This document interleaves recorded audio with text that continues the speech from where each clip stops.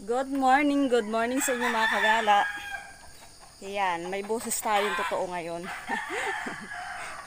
Ano bang ating pagkakaabalahan ngayong araw na ito? Ipapasilip ko lang sa inyo yung ating mga sisiw kasi nung nakaraan doon sa pagbablog ko, may nagtatanong sa akin at may nangungumusta. Ayun, sa awa naman ni God, tuloy-tuloy naman ang paglaki nila ng maayos. Malulusog naman. Kanya-kanyang hapon-hapon kuno dito sa loob ng kulungan nila. Makakulit na sila kaya nakakatuwa rin naman. Tapos may anak na si Marikit, dalawa, kaya nga lang yung anak niya ay hindi pa niya totoong sisiw pero siya lang ang nakapagpapisa. Kasi meron yung bayaw ko na mga sisiw, may tatlong saso kasi na hiningi si Argel sa kanya. Isinama niya doon sa paglilimlim ni Marikit, kaya naunang napisa yung tatlong saso kisa doon sa totoo niyang siyam na mga eggs. Ay dalawa lang pala yung napisa mga kagala, hindi pala tatlo. Kasi yung pangatlo, nagpasaway si Marikit mayat maya ang baba akit sa kanyang pugad. Kaya imbis na dapat yung pangatlo ay mapisa, hindi na natuloy mapisa. Kaya sayang din naman. O, ayan si Marikit, ito yung kanyang sisiw. Tapos yung siyam na sisiw niya mga kagala pala, ang ginawa namin, nilagay namin sa incubator ni B. Gumawa lang siya ng incubatoran. Tapos ando sa may terrace namin yung kahon, saka bumili siya ng 25 watts na bumbilya para mapisa yung mga natitira doon. Ito si Marikit, ang kanyang piking anak. O, ayan, may dalawa na siyang sisiw. Yun nga mga kagala yung saso. Tapos, nasan ba yung ating lima? Ito na yung limang anak ni Mary. Ayan, malulusog na sila masyado mga kagala. Tapos nangungulit na rin sila. Mayat maya na sila labas-pasok dyan sa mga net.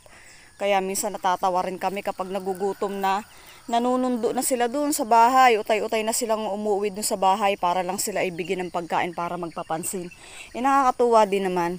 Ayan si Gino at si Dancel. Si Dancel kasi nagpasaway din. Palibasa mga kagala, lahat ng mga manok naming inahin na yan. Lahat nila mga first time mangitlog at maglimlim talaga para sa mga eggs nila. Kaya nga lang lahat mga nagpasaway tulad ni Dancel nagpasaway din, hindi niya tuloy-tuloy na limliman yung kanyang mga eggs. Kaya ang ginawa ko, pinarito ko na lang.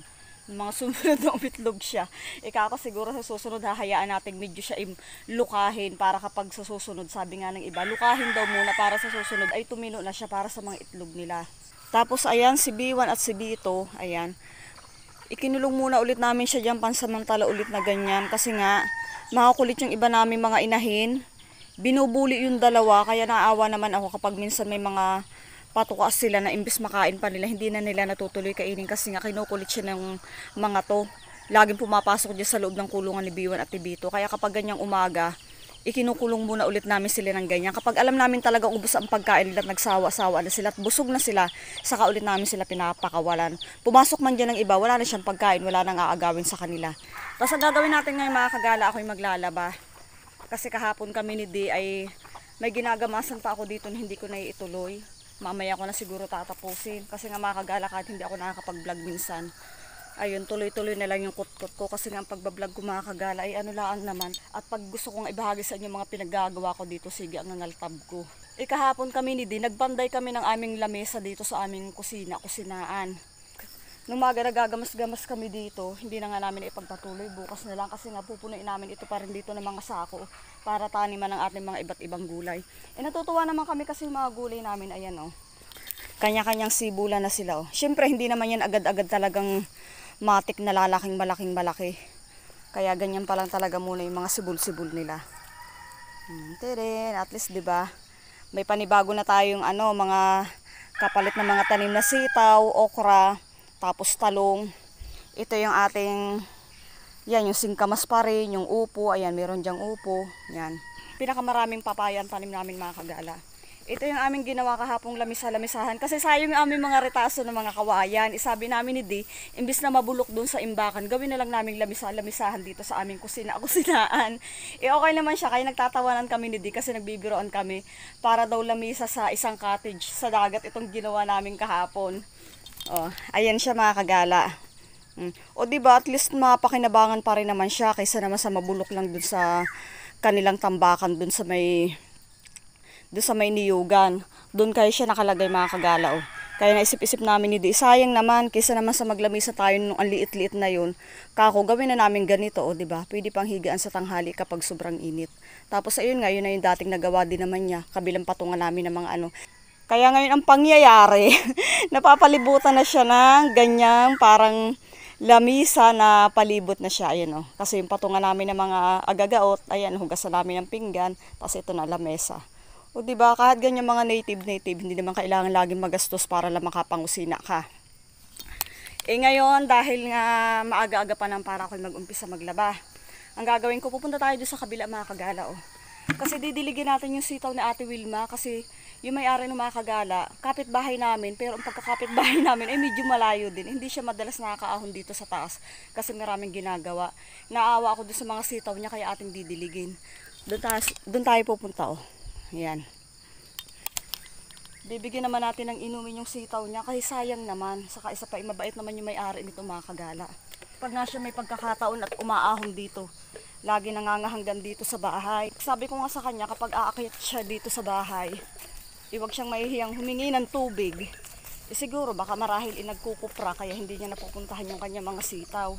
Ito ang tuwa pa man din ako sa mga sitaw niya. Kaya ating didiligin ngayon. Dito kasi mga kagala, hindi naman talaga nawawala dito sa atin sa bukid, sa probinsya yung sabi ngay bayanihan. Kapag kailangan at hindi magawa ng iba, alam mo namang ang busy, kung ikay may pagkakataon at may oras ka, di sabi nga ano ba naman yung kunting kawang gawa na ibigay mo. Kaya tayo magkakawang gawa, didiligin natin yung mga halaman ni Ate Wilma. Kasi sayang naman, ang gaganda pa man din ng mga nito. Ang gaganda pa man din ng mga sitaw niya. Saka maganda dito mga kagala yung pwesto niya, umatik sa umaga, napakainit. Kaya tuwan-tuwa ako sa mga sitawan niya. Ayan yung mga niya, di ba, ang haba oh. Marami na dito mga kagala ang nakuha. Marami na siyang na-harvest dito. O ayan oh, tuwan-tuwa talaga ako oh.